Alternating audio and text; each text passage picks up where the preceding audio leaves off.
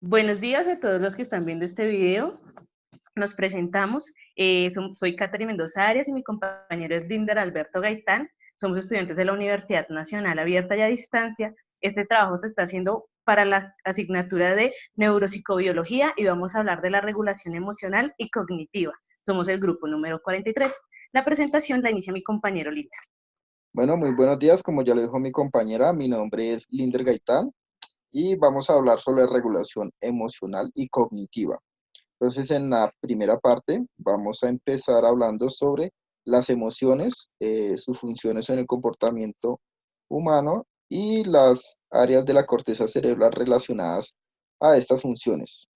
Entonces, empezamos definiendo qué es una emoción.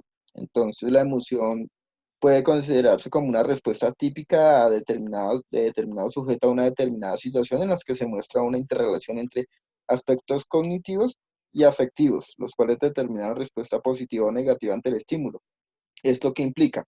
Lo que esto implica es que dependiendo del estímulo y de cómo nos hace sentir el estímulo, así mismo será nuestra respuesta al sujeto o nuestro comportamiento. También digamos que es la emoción y los sentimientos que parecieran que fueran uno solo, un solo resulta, hay una diferencia. La emoción, digamos que se dispara a partir del estímulo, mientras que el sentimiento empieza cuando ya se tiene conciencia de que hay un estímulo y de cómo nos está sintiendo, cómo nos está haciendo sentir, más bien. Tenemos los factores psicosociales que inciden en la salud de forma positiva o negativa. Bueno, realmente cuando abordamos esto estamos hablando de factores emocionales como por ejemplo el estrés, la ansiedad, depresión y todas estas eh, sentimientos que afectan nuestra salud, nuestro comportamiento, que pueden llegar a ser de forma patológica.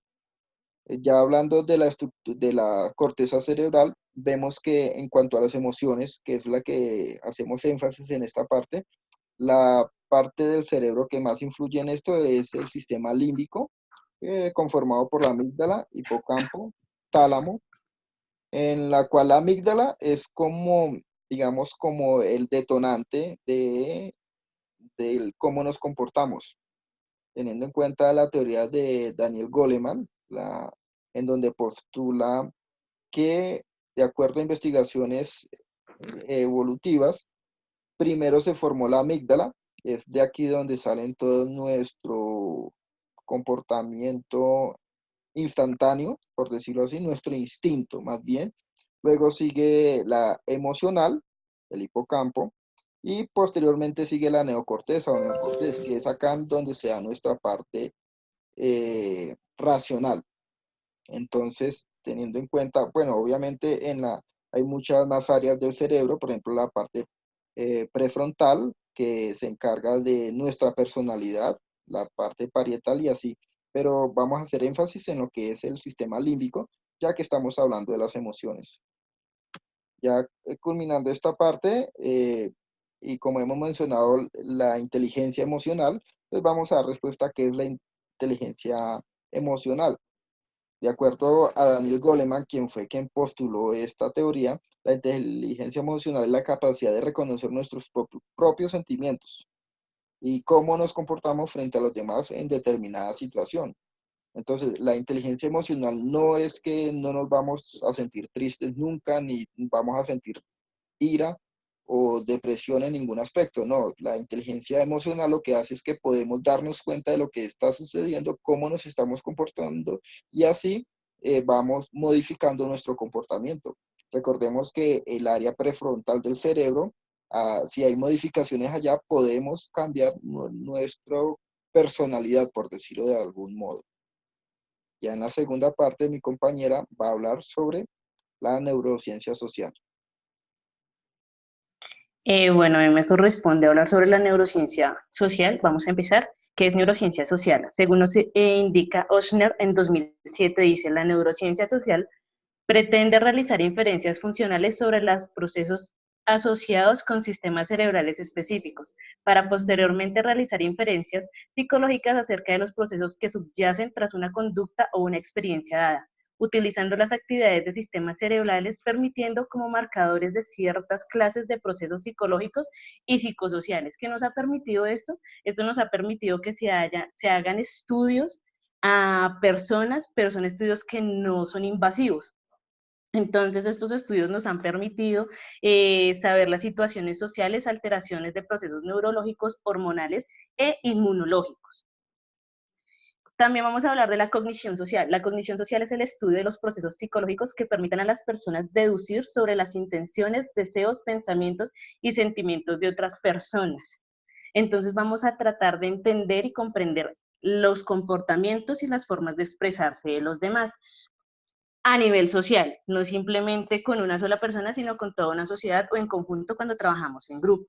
Los procesos sociales es la unión de los procesos de atención, reconocimiento, correlatos neuronales y recursos de estímulos sociales relevantes. Este es un aspecto básico de la percepción social, fundamental en el establecimiento de las relaciones humanas. Si nosotros tenemos una percepción o nos generamos una percepción de alguien sin conocerlo, es cuando nosotros los vemos, según el comportamiento decimos, esa persona es agradable porque siempre que habla sonríe. Ahí nos estamos formando una percepción del otro.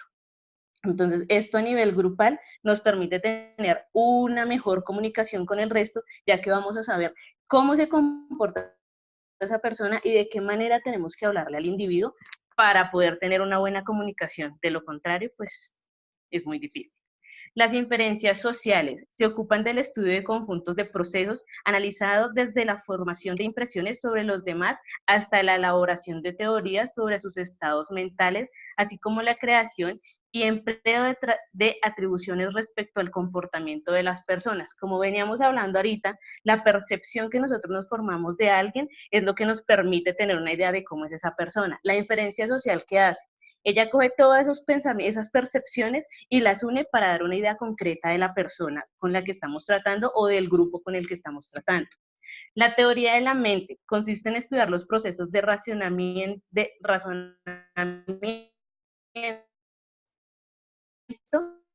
sobre los estados mentales de personas, se conciben como propuestas teóricas. Entonces, cuando nosotros ya tenemos una inferencia social, hemos creado una teoría de la mente sobre la persona.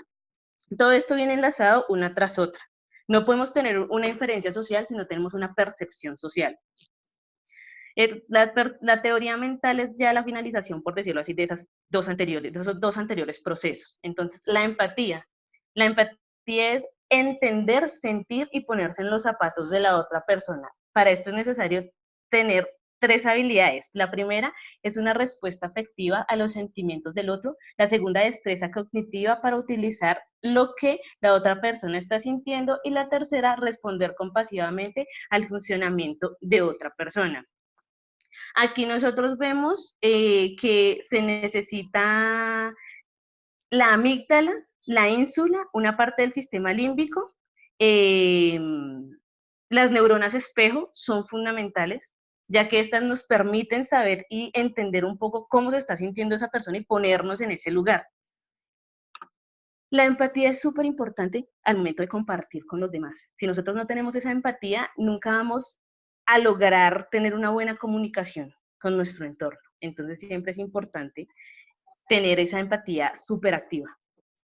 Seguimos con la categorización y juicios sociales.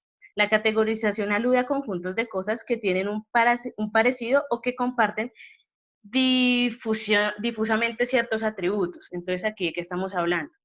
Cuando nosotros tenemos la percepción de que esa persona es una persona amable, la estamos categorizando en la función de, o en el lugar de, podemos tener una buena relación con esa persona, ¿cierto? Nosotros no podemos categorizar a alguien si no tenemos una percepción de esa persona. Hay que tener en cuenta que esas categorizaciones no siempre son correctas. Cuando se genera la categorización, se está generando un juicio social. Estamos ubicando y estigmatizando a esa persona o dándole como la estamos ubicando en un grupo determinado, ¿sí? el ser humano siempre hace eso, es fundamental para que se pueda tener y ubicar a alguien más fácilmente. La confianza interpersonal. Nos dice Deutsch en 1973, la seguridad de una persona en que conseguirá lo que desea de otra antes que aquella que tema de él. Entonces, siempre es necesario tener una confianza para una buena comunicación, más cuando se trabaja en grupo o se está compartiendo con alguien. Si no existe esa confianza, difícilmente se va a tener un buen trato con esa persona, porque en todo momento vamos a dudar de qué es lo que está haciendo él, si es verdad, si no es verdad, si me está colaborando de la manera que lo está diciendo. Entonces, la confianza al momento de crear vínculos sociales. La percepción de justicia se ocupa de los procesos de interacción respecto a la elección de una respuesta de aceptación o rechazo ante la percepción de injusticia o inequidad. Siempre que nosotros creemos que algo está mal según nuestra percepción de justicia, vamos a dar nuestro punto de vista. No quiere decir siempre que nuestro punto de vista sea el correcto. Entonces, cuando nosotros tenemos contacto con otras personas y vemos que la percepción de justicia de esas personas es diferente a la nuestra, siempre va a haber cierto conflicto, pero en algún punto vamos a entender qué es la forma de pensar de esa persona. La concepción y conducta de ayuda. Se le denomina cooperación del comportamiento en los que contribuye con las habilidades y esfuerzos a un éxito colectivo en la cual influyen dos o más personas con una meta en común. La conducta de ayuda se da cuando existe un mecanismo de recompensa. Cuando trabajamos en equipo es necesaria la cooperación, porque todos vamos a una meta fija y a un punto específico. Si no hay esa meta fija o punto específico, ninguno va a llegar a ningún lado, porque todos quieren metas diferentes. Entonces es necesario tener un punto específico al que van a llegar todos. Y ese punto específico debe tener un estímulo. Si ese estímulo no se da, difícilmente se va a trabajar con la misma intensidad que si lo hubiera.